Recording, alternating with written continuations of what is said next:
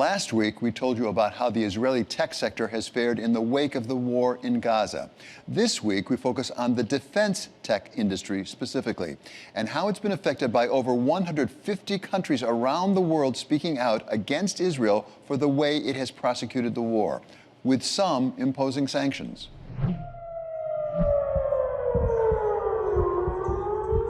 אנחנו במלחמה. It was a war born out of the worst terrorist attack in Israel's history, and the ensuing conflict left tens of thousands dead, with much of Gaza in ruins. Countries around the world say they have had enough.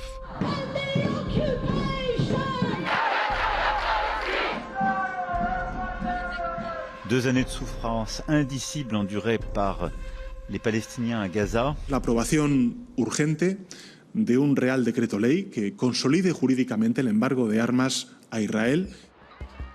Despite talking the talk of criticizing Israel, what have countries actually done to walk the walk since the war began?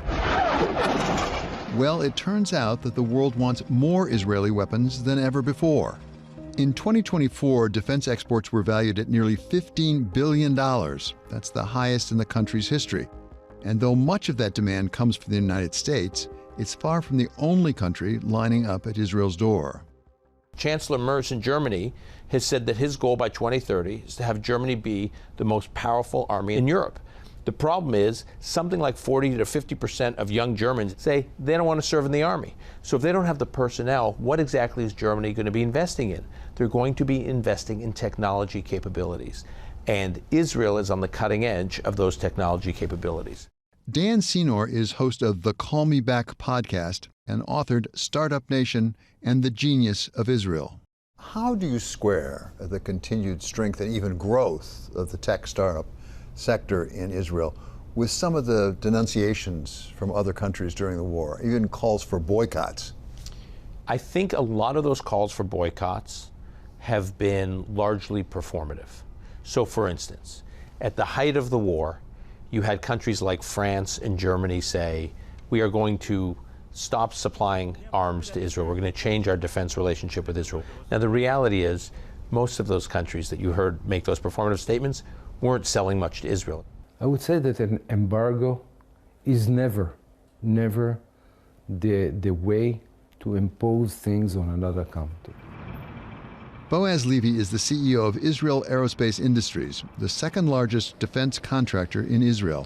IAI was the company to make the largest arms export deal in Israel's history, selling the Arrow 3 missile defense system to Germany for $3.5 billion late last year.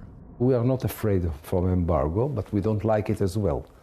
So when the Germans applied on Israel, we first understood that Germany is an ally to Israel. As an allies, sometimes we can think different, but in general, it's a big and strong partnership.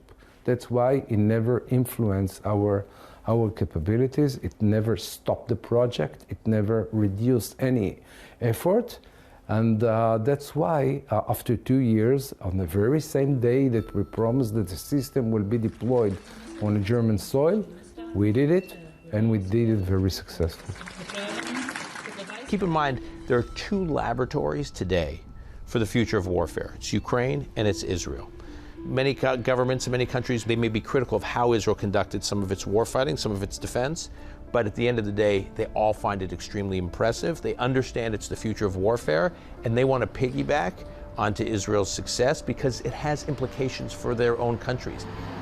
It's not just Europe turning to Israel for its defense needs. India has developed increasingly strong ties with Israel as well. IAI is working in India in the last 40 years. A lot of capabilities that we've moved over there, and a lot of tenders that we are working toward the requirements of the Indian Air Force, Navy, or Army.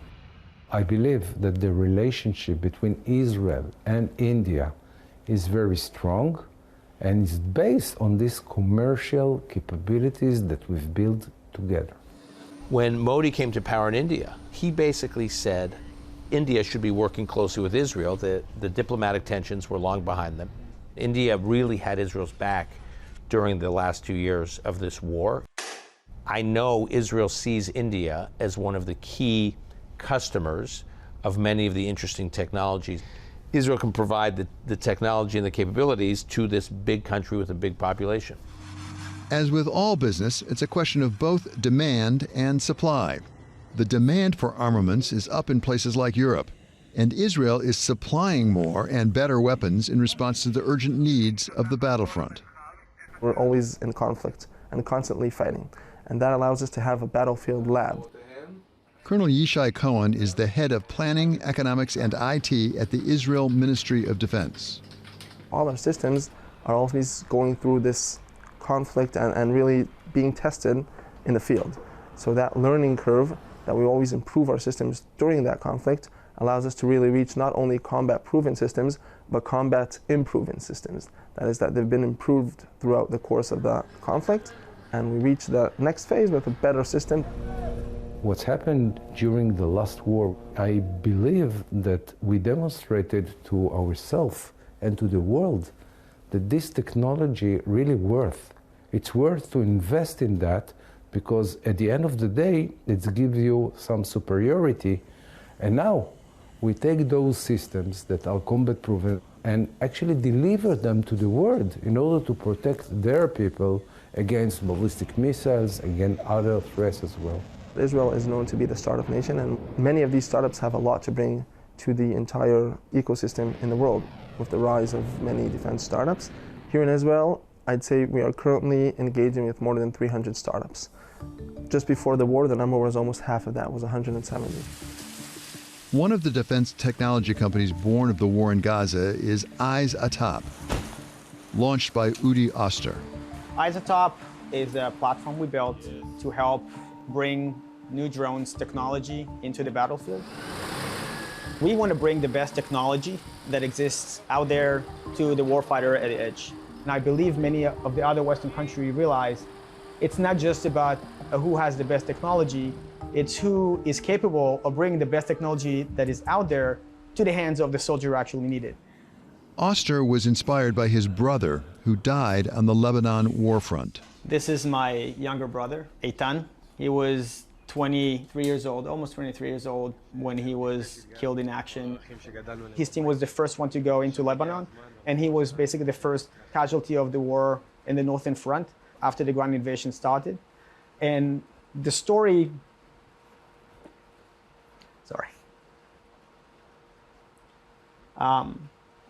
one of the things we learned after the fact, with all the technologies that Israel has, evacuation was impossible. You couldn't bring a chopper to save him because of the clouds and the topography.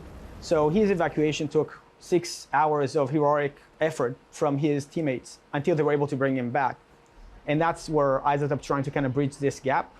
The Israeli multi-front war drove Israelis like Oster to create new companies.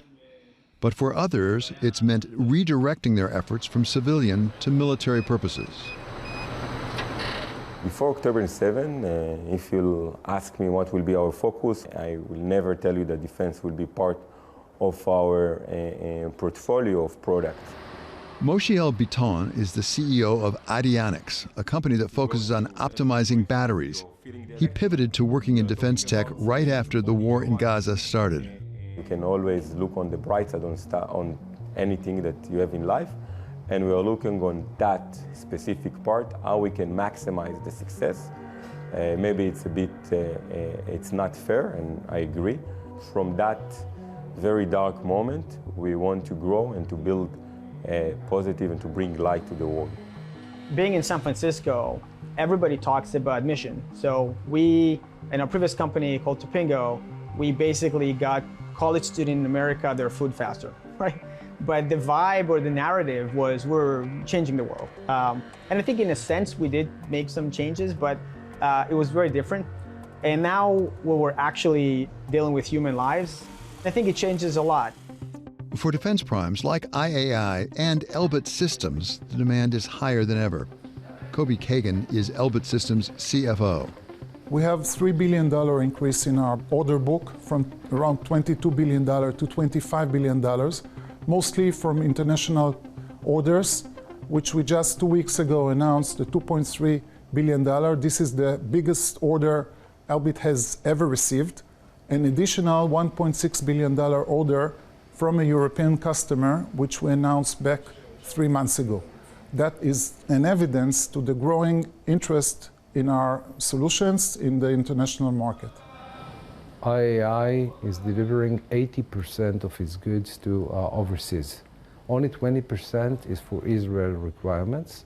So we are doing a lot of export. We are doing a lot of production for our customers overseas. And we kept doing that during the war as well. In third quarter of 2025, we could see there $27 billion of new orders.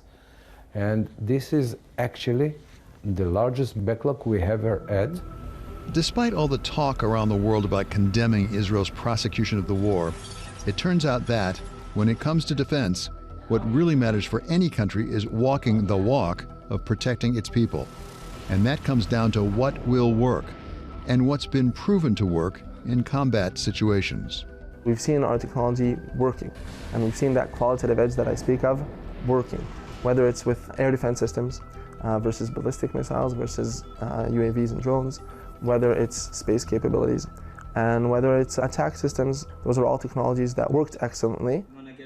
You want to save the lives and protect the lives of your civilians, and if the best technology that does it is built in Israel, you will buy the technology. And whether you do it beneath the table, this is happening. So for us, I think from a Zionism standpoint, the best thing we can do in this company is build the best technology ever. October 7 was a horrific date, and we should be aware and we should be well prepared, and technology is the name of the game. From one hand, we don't want to be in war. We are seeking for peace. On the other hand, we are happy that we've been able to take this technology and to defend our population.